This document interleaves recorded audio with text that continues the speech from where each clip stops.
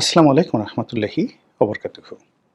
সম্মানিত দর্শক, আজ যে বিষয়টি নিয়ে আলোচনা করব এটি জনদুর্ভোগ নিয়ে এবং বিষয়টি জনগুরুত্বপূর্ণ। আমাদের আধুনিক সমাজে আসলে বিদ্যুৎ ছাড়া আমরা আসলে আমাদের জীবন কল্পনাই করতে পারি না। আমাদের ঘর, বাড়ি, মিল, কারখানা, অফিস, আদালত, দোকানপাট থেকে শুরু করে এমনকি আমাদের যে চলাচল, এটিও বিদ্যুতের উপর নির্ভর করে। আপনারা জানেন যে এই ঢাকা শহরে প্রচুর ব্যাটারি চালিত রিক্সা রয়েছে। প্রচুর ব্যাটারি চালিত গাড়ি রয়েছে, বিদ্যুৎ চালিত গাড়ি রয়েছে। তো সেই যে বিদ্যুৎ সেক্টর, সেই বিদ্যুৎ সেক্টরের যে বর্তমান দুর্ভোগ এবং দুর্দশা, এটা মোরালেস আপনারা সবাই জানেন। বিভিন্ন মানুষকে আপনি দায়ী করতে পারেন। কিন্তু যেভাবে লোড ম্যানেজমেন্ট করা হচ্ছে, আর এই লোড ম্যানেজমেন্টের কারণে টেকনাফ থেকে তেঁতুলিয়া পর্যন্ত প্রত্যন্ত অঞ্চলের মানুষের জীবনে যে দুর্ভোগ দুর্দশা দেখা দিচ্ছে, তার উপরে আবার মরার উপর খাড়া হিসেবে ভৌতিক বিল আসছে। আমি নিজে এর দ্বারা ক্ষতিগ্রস্ত এবং সমাজের আরও অনেক সেলিব্রিটি, আপনি ধরুন মিজানুর রহমান আজহারি সাহেবের মতো মানুষ কতটা অসহায় হলে সে বলতে পারে যে এই মাসে আমার বিদ্যুৎ বিল এত বেশি আসছে, আউট অফ ইমাজিনেশন। এরপর অন্যান্য যারা বিখ্যাত সাংবাদিক আছেন, তারপর মিডিয়া ব্যক্তিত্ব আছেন, তারা প্রায় সবাই এই বিদ্যুতের বিল নিয়ে আর্তচিৎকার করছেন। ফেসবুক খুললে, সামাজিক মাধ্যম খুললে অসংখ্য ভুয়া বিদ্যুৎ বিলের যে কাগজ, সেটা সামনে চলে আসে। দেখা গেল একজন মানুষ গত মাসে সে বিল দিয়েছে ২,০০০ টাকা বা ২১০০ টাকা। এই মাসে তার বিল চলে এসছে ১১,০০০ টাকা। কেউ হয়তো গত মাসে ৯,০০০ টাকা বিল দিয়েছে, এই মাসে বিল চলে আসছে ৩৩,০০০ টাকা।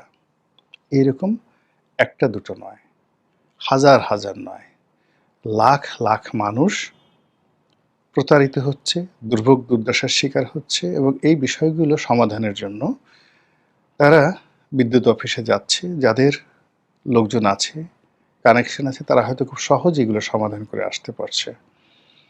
যারা পারছে না, তারা দুর্ভোগ দুর্দশায় পড়ে নিজেদের যে সুখ স্বাচ্ছন্দ্য হারাম হয়ে গেছে রীতিমতো। অনেকে হাজারি করছে, অনেকে ধৈর্যচ্যুতি ঘটে বিদ্যুৎ অফিসে গিয়ে মারামারি পর্যন্ত করছে। এর বাইরে যে ঘটনাগুলো ঘটছে সেটা হলো এই প্রিপেইড মিটার যেখানে আছে, সেখানে মারাত্মক কতগুলো সমস্যা দেখা দিয়েছে। অর্থাৎ প্রথমত এই যে প্রিপেইড মিটার, ইদানিংকালে আমরা যেটা সোশ্যাল মাধ্যমে দেখলাম যে অনেকগুলো জায়গাতে প্রিপেইড মিটার স্থাপন করার জন্য বিদ্যুৎ বিভাগের লোকজন গেছে। স্থানীয় লোকজন রাগে ক্ষোভে এই সকল মিটার আছাড় দিয়ে ভেঙে ফেলেছে। বিদ্যুৎ বিভাগের লোকজনকে পিটুনি দিয়েছে। আর অন্যদিকে যারা এক্সিস্টিং মানে এই প্রিপেইড মিটার ব্যবহার করছে, এখন দেখা গেল যে এখানে যে সকল চার্জ আছে, ডিমান্ড চার্জ আছে, লোডিং চার্জ আছে, যা যা আছে, এগুলো একটা নর্মাল একটা ওয়ে আছে। প্রতি মাসে ধরুন আপনার বাসায় ১০ কিলোওয়াট বিদ্যুৎ আপনি লোড দেওয়া আছে, পার কিলোওয়াটে ধরুন ৪৫ টাকা করে। সরকার আবার মিটার চার্জ যেটা নিত এটা বন্ধ করে দিয়েছে। এখন ৪৫ টাকা করে যদি হয়, তো আপনি ব্যবহার করেন বা না করেন, এই যে আপনার যে ১০ কিলোওয়াট বিদ্যুৎ আছে, এটার জন্য আপনাকে মাসে ৪৫০ টাকা দিতে হবে। যদি আপনার লোড থাকে ১০০ কিলোওয়াট, আপনি এসিটিসি চালান, ১০০ কিলোওয়াট 3 ফেজ লাইন, তো সেক্ষেত্রে আপনাকে ৪,৫০০ টাকা দিতে হবে। তো আপনি যখনই এখানে টাকা ভরবেন, প্রতি ৩০ দিনে ৪,৫০০ টাকা ১০০ মেগা মানে কিলোওয়াট হলে কেটে রাখবে, ১০ হলে ৪৫০ টাকা কেটে রাখবে। এটা নরমাল, এটা সবাই জানে। কিন্তু দেখা গেল যে একজন মানুষ ১০,০০০ টাকা ভরছে, তার মধ্যে ৮,০০০ টাকাই নেই, বা টাকা ভরছে, টাকা ভরার পর টাকা ঠিকই শো করছে, কিন্তু সে ব্যবহার করল না। সে ব্যবহার করছে না, কিন্তু তার টাকাটা থাকছে না, সঙ্গে সঙ্গে মিটার থেকে মাইনাস হয়ে যাচ্ছে। এরকম অসংখ্য ঘটনা। আমি নিজে আমার একটা মিটার আছে প্রিপেড মিটারে, তো আমি টাকা জমা দিতে গেলাম। প্রথমে বিকাশ থেকে জমা দিলাম, ৮-১০ হাজার টাকা জমা দিলাম। পরে দেখা গেল যে অনেকগুলো ২০-২৫টা নম্বর আসছে। মানে একটা নম্বর আমার মিটারে রিচার্জ হচ্ছে না। মাথা খারাপ হয়ে গেল। এদিকে মিটার চলছে না। তখন ডিজিএম সাহেবকে টেলিফোন করলাম। ডিজিএম সাহেবকে টেলিফোন করার পর যেটা জানলাম যে ওই নতুন সিস্টেম আপডেট করার কারণে কাজ করছে না। পরে উনি দয়া করে একজন লোক বাসায় পাঠায় দিলেন। সে অনেক কষ্ট করে সেই মানে আমার সেই টাকাটা মিটারে ঢুকিয়ে দিল। এখন এটা ধরুন আমার একটা ব্যক্তিগত সম্পর্ক আছে। টেলিফোন করলে মানুষ রেসপন্ড করছে। এজন্য আমি এই সুযোগটা পাচ্ছি। কিন্তু অন্যরা তো এই সুযোগটা পাচ্ছে না। তারা কিন্তু ধৈর্য হারিয়ে ফেলছে। মানুষের সবচেয়ে বেশি খারাপ লাগছে কয়েকটা কারণে। প্রথমত কারণ হলো যে এই একই সঙ্গে ৩-৪ টা সমস্যা দেখা দিয়েছে। LPG cylinder. এলপিজি সিলিন্ডারের দাম বাড়ছে।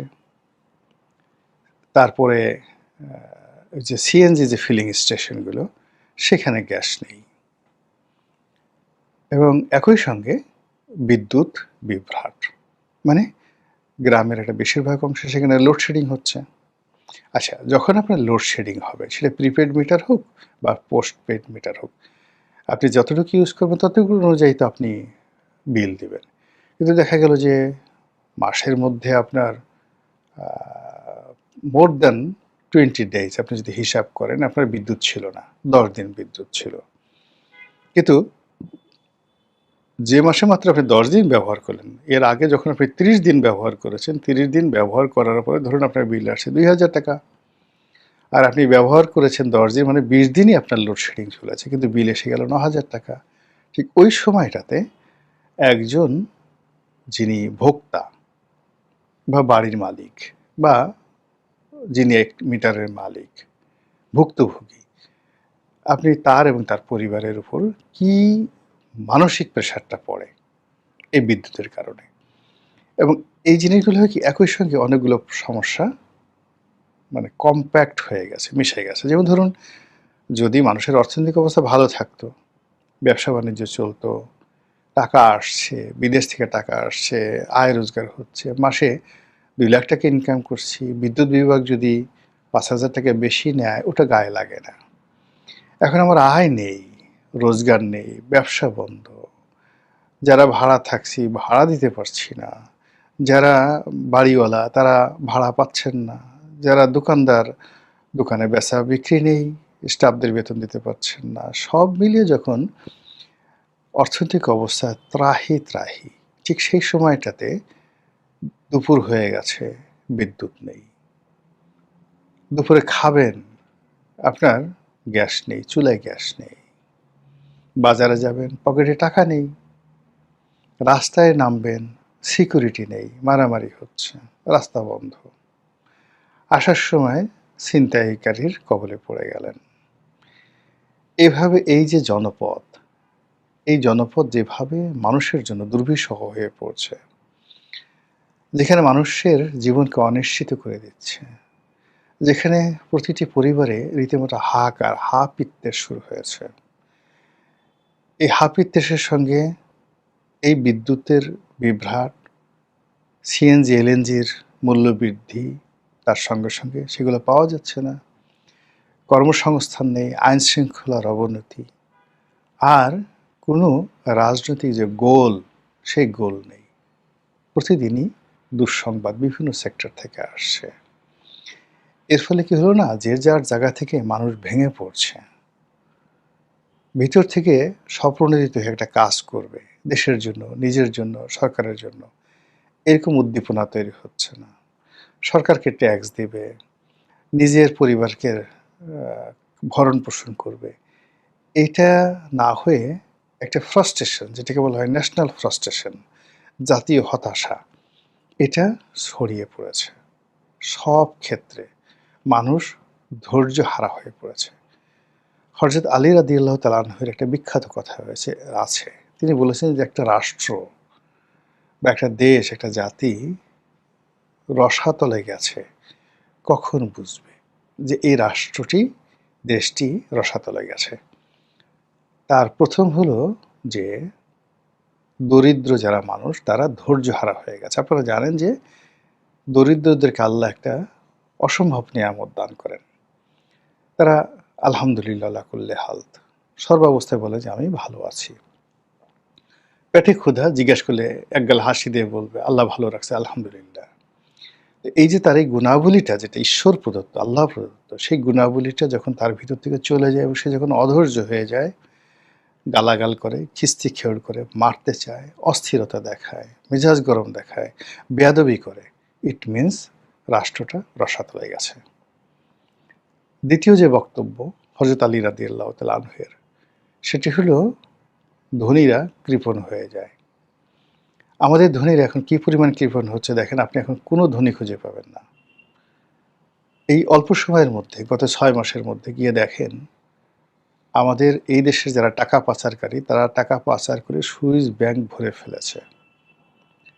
সরকারের রেকর্ড অনুযায়ী যে পরিমাণ নতুন কোটিপতি এই গত ২ বছরে যুক্ত হয়েছে কিংবা গত ৬ মাসে যুক্ত হয়েছে, তা অতীতের সকল রেকর্ডকে ব্রেক করে ফেলেছে। এবং এই টাকা তারা দেশের মিল করছে না, কারখানা করছে না, ইন্ডাস্ট্রি করছে না, সরকারকে ট্যাক্স দিচ্ছে না। শুধুমাত্র আলিবাবা ৪০ চোরের মতো তারা টাকা উপার্জন করছে, কালেকশন করছে, ছিনতাই করছে, রাহাজানি করছে, ডাকাতি করছে এবং সেই টাকাগুলো আবার নিজেদের নিরাপদ ভোগ দখলের জন্য দেশের বাইরে পাচার করে দিচ্ছে। ফলে আমরা রীতিমতো ফোকলা হয়ে যাচ্ছি। আর সেই ফোকলা হওয়ার মধ্যে যখন এরকম বিদ্যুৎ নিয়ে সমস্যা হয়, বিদ্যুতের বিল নিয়ে সমস্যা হয়, তখন আর মানুষ এই ব্যাপারে ধৈর্য রাখতে পারছে না। মানুষ নিজেকে স্থির করতে পারছে না। ফলে বিদ্যুতের বিল নিয়ে, প্রিপেড মিটার নিয়ে, বিদ্যুৎ বিভ্রাট নিয়ে সারা বাংলাদেশে একটার পর একটা ঘটনা ঘটে যাচ্ছে। এবং তারই প্রেক্ষিতে বিদ্যুৎ বিভাগ থেকে একটা প্রথমে সতর্ক জারি করা হলো, যারা এই ধরনের বিদ্যুতের বিল নিয়ে উল্টোপাল্টা কথাবার্তা বলবে তাদের বিরুদ্ধে আইনি ব্যবস্থা নেওয়া হবে। আবার পরে দেখা গেল নিজেরা সেই জিনিসটাকে থেকে ফিরে এসে সেটা তারা উইথড্র করল। আমি মনে করি এই সমস্যাটা খুব দ্রুত সমাধান করা উচিত, কোনো রকম বাছবিচার না করে। এটা আমাদের জীবনের একটা বিরাট অনুষঙ্গ। এই অনুষঙ্গটি যেন কোনো অবস্থাতেই বুমেরাং না হয়ে যায়। মহান আল্লাহ আমাদের সবাইকে হেদায়েত দান করুন এবং হেফাজত করুন। আসসালামু আলাইকুম ওয়া রাহমাতুল্লাহি ওয়া বারাকাতুহু।